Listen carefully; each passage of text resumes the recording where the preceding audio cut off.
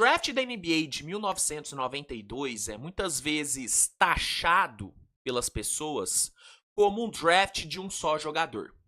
Muita gente acaba resumindo essa classe a um só nome. E apesar de eu discordar dessa visão, para mim o draft de 92 vai muito além do cara que foi a primeira escolha geral. Eu acho que tem vários outros bons nomes nessa classe. Então eu discordo dessa visão de que é um draft de um só jogador. Mas apesar de eu discordar dessa visão, eu consigo entender por que as pessoas têm essa visão. Porque a partir do momento que você tem o Shaquille O'Neal sendo a primeira escolha geral de um draft, todas as outras escolhas elas vão parecer meio que irrelevantes. Porque nada vai ser maior, nenhuma escolha vai ser melhor do que o Shaq. Nenhuma escolha. Então, eu entendo por que da galera ter essa visão sobre esse draft. Só que, pra mim, como eu disse, é um draft que vai além do Shaq. Nenhum outro jogador da classe teve o impacto que o Shaq teve na liga. Isso é inegável. Só que a gente teve outros ótimos jogadores saindo, jogadores que foram campeões, jogadores que tiveram carreiras longevas na NBA. Eu puxei aqui os números, ó. 20 jogadores desse draft jogaram pelo menos 10 temporadas na NBA. Isso é muita coisa. 6 marcaram pelo menos 10 mil pontos na liga e 11 marcaram pelo menos 8 mil pontos. Então, não é como se fosse uma classe horrível com só o Shaq ali de bom. Não, não. Talvez o Shaq seja o único fora de série dessa classe. Tem um outro nome que também pode entrar nessa categoria, mas de inquestionável, o Shaq talvez seja o único fora de série. Só que temos outros bons jogadores, outros bons valores. A gente teve 5 jogadores dessa classe indo pro All-Star pelo menos uma vez na carreira. 5, então. Essa com certeza não é a classe mais recheada de talentos da história. Não é. Só que pra mim, passa longe de ser um draft ruim. Passa longe de ser uma classe de um só jogador. Então, nesse vídeo, eu vou aqui refazer o top 5 dessa classe, tá?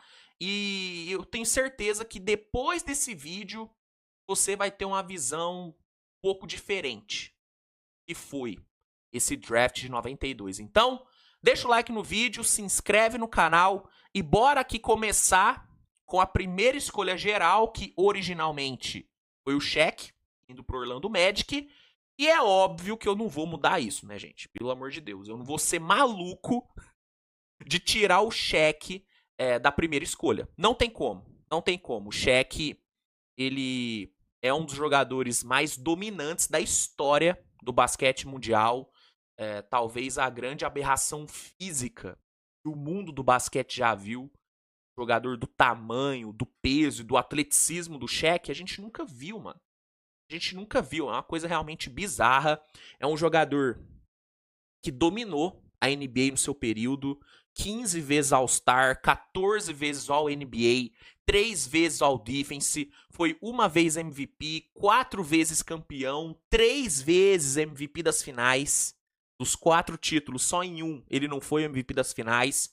Foi o grande rosto daquele Lakers dominante dos anos 2000 que patrolou todo mundo. Obviamente, Hall da Fama. Cara, o Shaq, ele é surreal, mano. A carreira do Shaq é uma das carreiras mais incríveis da história da liga. É um jogador que mano, assim, não tem como você falar da NBA sem falar do Shaq. Cara, ele foi um marco na história da liga. E é um cara que, mano, ele ultrapassou a barreira do esporte, sabe? O Shaq, ele virou uma figura mundialmente conhecida. Muito pelo carisma dele. O Shaq é uma figura muito carismática. Ele é o superstar dos sonhos da NBA. A NBA amou ter o Shaq como o rosto da liga por alguns anos. Porque o Shaq, velho, ele era aquele superstar, ele era aquele guardadas as devidas proporções, ele tinha aquele efeito Magic Johnson. Né? As pessoas olhavam pro Magic e ficavam encantadas, se apaixonavam pelo Magic. Por quê? Porque ele era muito carismático, muito divertido, todo mundo amava o Magic. O Shaq era a mesma coisa. Você olhava pro Shaq e na hora você falava, pô, esse cara é maneiraço. O Shaq tem cara de maneiro, entendeu? Diferente, por exemplo, e não é uma crítica, sim, mas, por exemplo, você olha pro Tim Duncan, o Tim Duncan não tem um carisma, né? Óbvio, grande jogador, fantástico, mas termos midiáticos, não era muito bom pra NBA ter o Tim Duncan como o cara da liga. Não era interessante, porque não tinha o carisma, entendeu? Não tinha o carisma. O Shaq não. O Shaq tinha um carisma, tem até hoje, né, um baita de um carisma, então o Shaq, ele marcou realmente o seu nome na liga, teve ótimas passagens pelo Magic, pelo Lakers, pelo Heat, ali no fim da carreira fez ali a tour dele ali para fechar a carreira, jogou em Phoenix, jogou em Boston e tudo, não foi bem, mas nesses 3 times, Orlando, Lakers principalmente, Miami Heat, o Shaq cravou o seu nome, foi campeão, Los Angeles e em Miami, foi um dos grandes nomes do primeiro título da história do Miami Heat. Dwayne Wade foi o cara daquela campanha, mas o Shaq foi meio que o Robin do Dwayne Wade. Ele até fala que foi a primeira vez que ele aceitou abdicar do posto de franchise player para deixar o Dwayne Wade brilhar. Foi maravilhoso. O Shaq, ele é um dos poucos jogadores que é amado por todas as franquias. Todas as franquias amam o Shaq, porque ele é essa explosão de carisma e como jogador era um fenômeno. Foi um fenômeno, foi um cara, ele impressionante, a dominância física do Shaq. Eu não sei se a gente vai ver algo parecido. O Giannis é absurdamente dominante em termos físicos, o LeBron muito dominante. O Zion tem potencial para ser uma dominância física também absurda, mas tem que se manter saudável. O Wembanyama, muito mais pelo tamanho e não pela força, ele tem potencial para ser também esse monstro dominante aí por conta da estatura, mas o Shaq, ele foi um combo peso, músculo, altura, agressividade, porque o Shaq, além de tudo, ele gostava de dominar. Ele gostava de deixar claro quem que era o Big Dog ali em quadra. Ele gostava de deixar isso claro. Então, eu acho que a dominância física que o Shaq teve, acho que a gente nunca mais vai ver. A gente nunca mais vai ver. Então, é óbvio que nesse redraft o Shaq vai ser mantido como a primeira escolha geral. Não tem nem como cogitar outro nome. A segunda escolha geral eu também vou manter. Charlotte Hornets teve a segunda escolha geral desse draft e usou ela para pegar o ótimo Alonzo Mourning, né? O Alonzo, ele foi um jogador muito bom, teve uma ótima carreira na liga. É importante pontuar que o melhor Alonzo Mourning não foi o do Hornets, né? Foi o do Heat. Mourning, ele marcou seu nome na história do Miami Heat, foi campeão lá em 2006, fazia parte ali do time. Já não era mesmo Alonzo Mourning de outros tempos, mas teve ali a sua participação. Mas pegando aí todo o seu recorte no Miami Heat, todos os anos que ele passou por lá, cara, ele, mano, se consolidou como um dos grandes nomes da história da franquia. É um cara que, em termos de defesa, era muito bom, tanto que ele, 2 presenças no All Defense, 2 deploys seguidos, ofensivamente também era muito bom, só que a sua defesa era um negócio realmente espetacular. Se você for pegar aí um tape defensivo do Alonzo Mourning, é aula de defesa. Aula de defesa. Foi 2 vezes ao NBA, 7 vezes ao All-Star, como eu disse, campeão lá em 2006. teve uma carreira incrível, mano. Não é à toa que foi introduzido ao Hall da Fama. Baita jogador e aqui vai ser mantido como a segunda escolha geral. Agora, na terceira escolha, a gente vai ter mudança. Finalmente, vou fazer aqui uma mudança nesse top 5.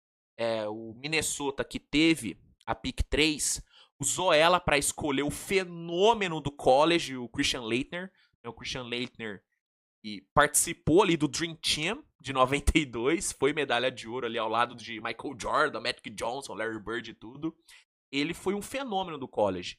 Ele foi 2 vezes campeão da NCAA, foi eleito o melhor jogador do college na temporada anterior à sua ida para o draft. Ele chegou com um nome muito forte.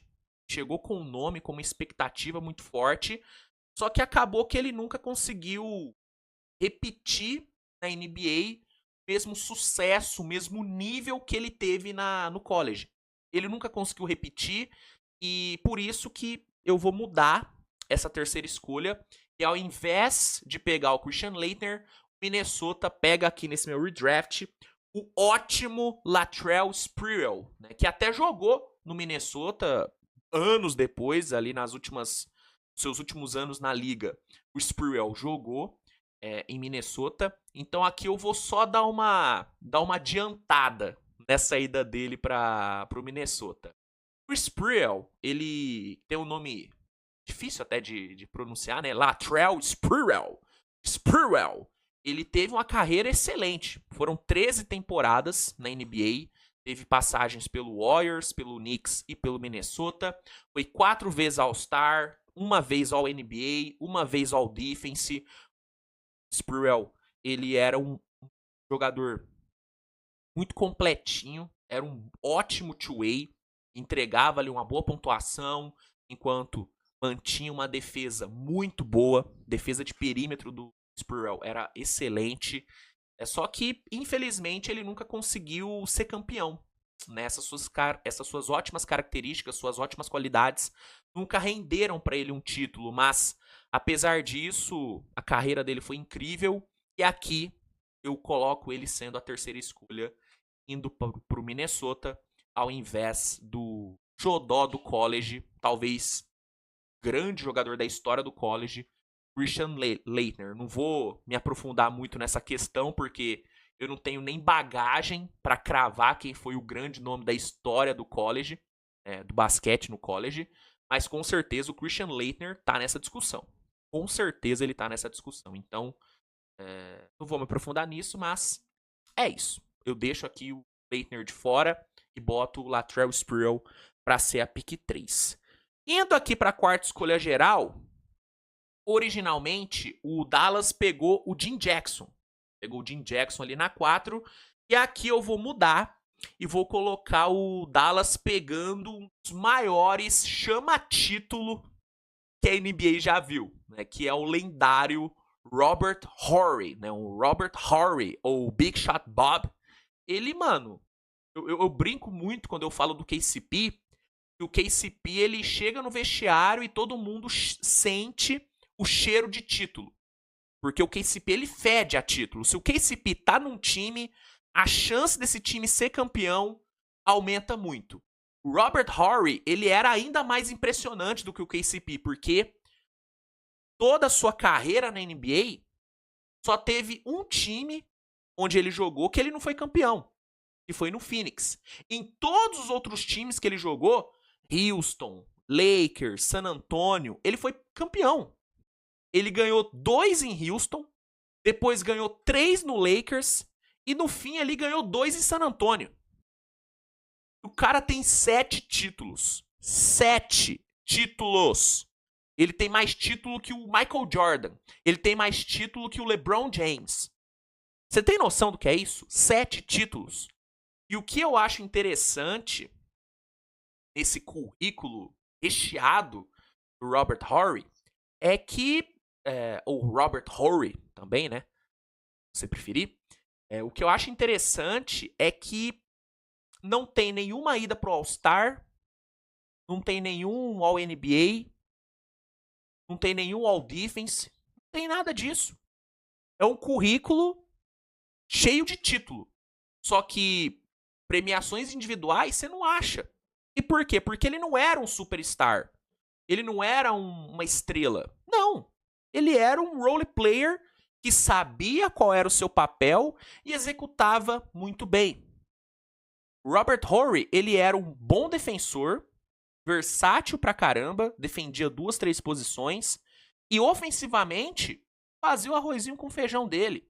Espaçava, matava a bola de 3, inclusive. Ele tem aí uma coletânea de bolas de 3, não só de bolas de 3, mas de arremessos cruciais, arremessos vencedores, os famosos game winners. Ele tem uma coletânea de game winners interessante. Eu acho que talvez o mais marcante seja o contra o Kings na final do Oeste de 2002, ele jogando pelo Lakers. Foi jogo 4, se não me engano. Acho que esse talvez seja o game winner mais famoso do Robert Horry, mas ele tem alguns. Ele tem alguns. Não é à toa que o apelido dele, que é ótimo, era Big Shot Bob. Então, ele era isso, ele era um role player que fazia bem o seu papel e que aparecia em momentos cruciais. E por ele ser esse tipo de jogador, acabava que todo time queria ter ele. E aí acabou que ele deu sorte de sempre cair ali num time muito bom que acabava sendo campeão, muito pela ajuda dele também. Muito pela ajuda dele também. Então, por esse currículo incrível e por ele ser esse chama-título fantástico, eu acho que é justo colocar ele sendo a quarta escolha geral desse draft de 1992, tá bom?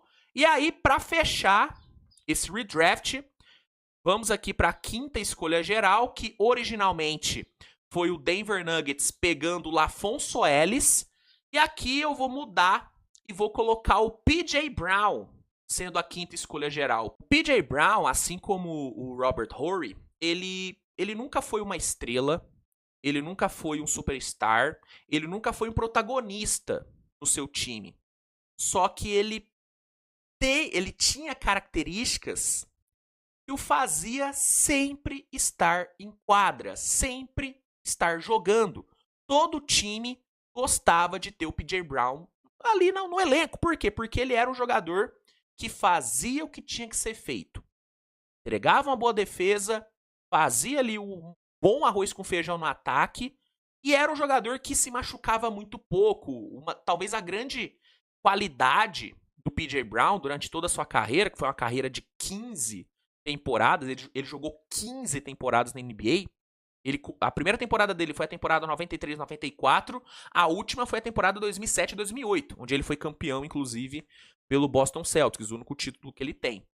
E assim, eu acho que a grande característica dele, a grande qualidade que ele teve nesses anos na NBA foi a disponibilidade.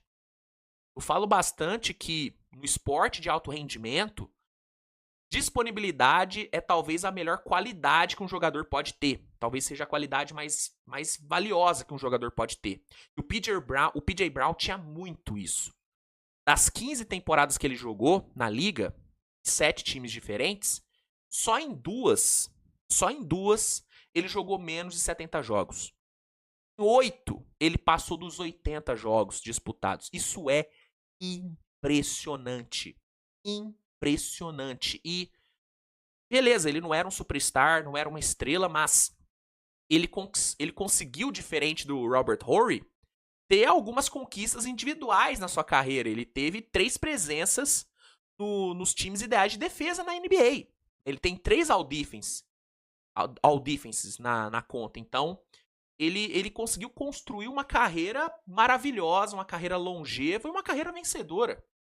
Uma carreira vencedora. Tem só um título, mas, mano, sempre tava lá, sempre tava sendo importante ali nos times. Não era o cara do time, mas era sempre uma presença importante. O P.J. Brown é um jogador que muitas vezes é esquecido. Talvez você nunca tenha ouvido falar do P.J. Brown, mas ele teve uma ótima carreira na liga e eu acho justo colocar ele sendo a quinta escolha geral desse draft. Então, eu fecho o meu redraft com o P.J. Brown indo para o Denver Nuggets na quinta escolha, tá bom?